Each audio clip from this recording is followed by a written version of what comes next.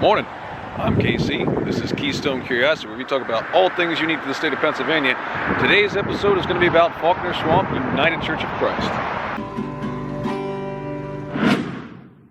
Located about 6 miles north of Pottstown, Falkner Swamp is the oldest United Church of Christ in continuous operation. In 1700, an attorney by the name of Daniel Falkner had been appointed to sell the land of what is now New Hanover Township. The land was primarily lowland meadows, or Swamp auf Deutsch, with the majority of the people settling in the area coming from the German-speaking regions of Europe. The area soon became known as Falkner Swamp, which inevitably would be anglicized into Falkner Swamp. Those who settled here would bring with them their languages, cultures, and religions. Among them would be the Protestant practice of the German Reformed Church.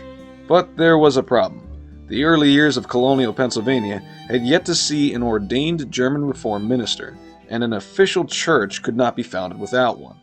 This would be the state of things in 1720, when a man by the name of John Philip Böhm would immigrate to the area.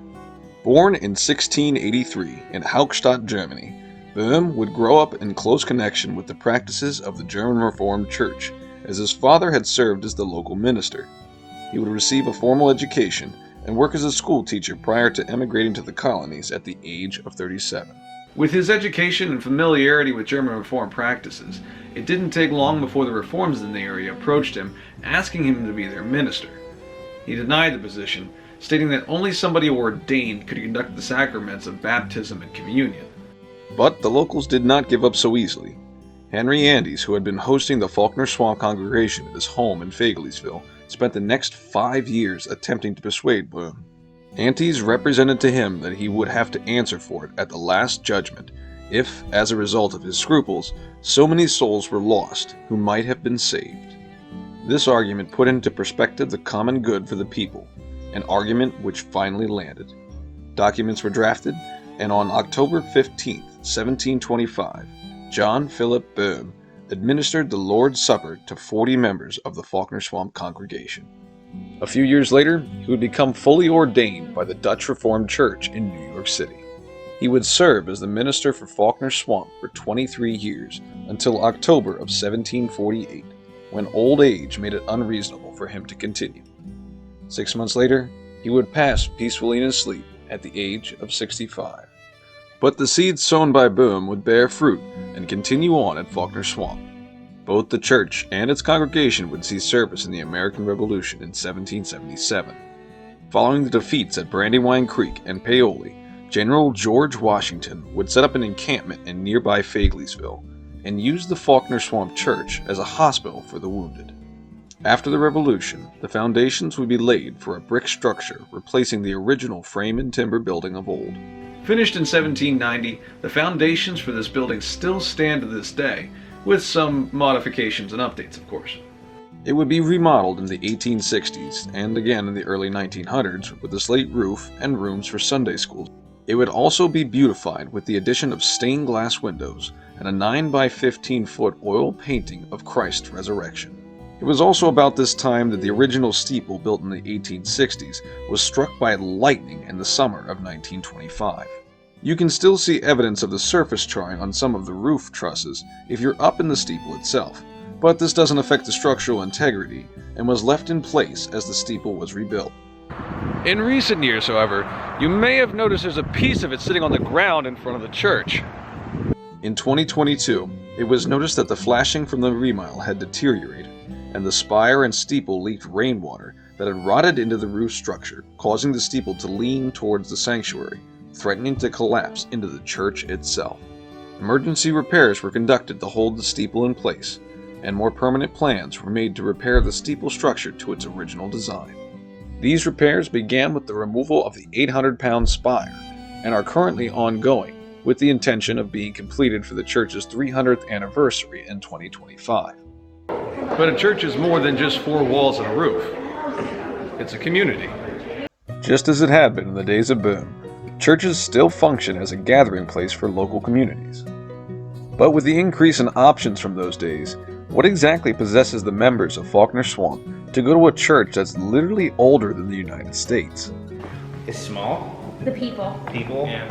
It's really the It's a people. family. The The adopted We all have a grandmothers. small The part to adopted play. grandmothers. We all have our small part to play Yeah. in the grand scheme of the universe. I was going through a very rough patch in my life, and I spoke to my brother, who's a pretty smart guy, and he said to me, and I quote, "Your spiritual gas tank is on empty. Go find a church where when the minister preaches, it seems like he's talking directly to you." And so I went to a whole bunch of churches in this area, and when I got to this church, I actually sat right there, third pew down from the back, and just sat there and listened to Don Moyer at the time preach. I didn't get up for the hymns, I didn't do nothing. I didn't talk to anybody, came in, sat down, sat there for an hour and left.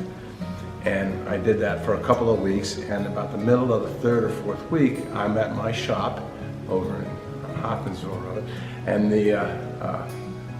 I get a phone call, and it's from Don Moyer, from the minister.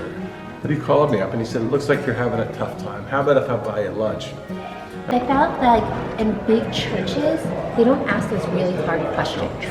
And when you're in a small community like this, you really know that everyone's there for each other. Yeah. And so when she asks those questions and she shows you like, here's the passage, but now I'm going to show you how to apply it, like I don't feel like that happens in other churches. In the United Church of Christ, one of the sort of taglines, if you will, is our faith is 2,000 years old, but our thinking is not. The hope in the United Church of Christ is that we have God at our center. Jesus Christ is at our center.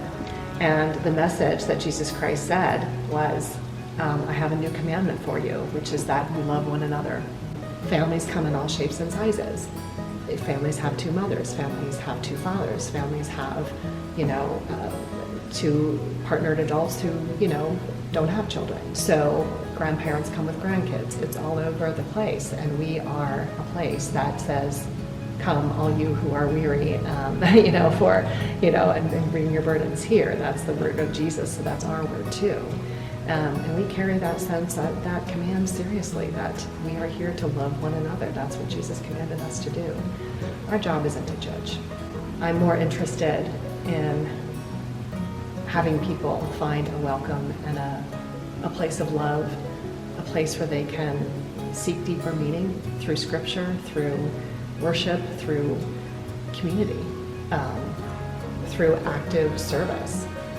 And I think a church, when it's at its best, and we're not always at our best, no church is, but when we're at our best, I really think that we provide that. In regards to Falkner Swamp, truer words could not be spoken.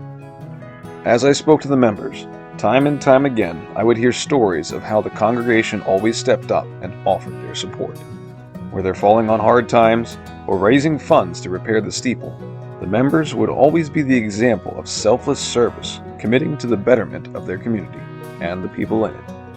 Resting about 10 minutes from either Boyertown or Limerick, Falkner Swamp honors the traditions of its heritage, without the closed-minded reputation that churches this old tend to get. And with services held every Sunday and special events listed on their website or Facebook page, which I'll include links to below, you simply won't find a warmer welcome from a community that's been 300 years in the making. That's going to wrap it up for today's episode. Thank you guys so much for watching. As per the usual, if you have any suggestions on where you'd like to see me go next, feel free to leave them in the comments below. In the meantime, hit that like and subscribe so that you can receive notifications about anything else near Falkner Swamp or all across the state of Pennsylvania itself. But in the meantime, y'all have a good one.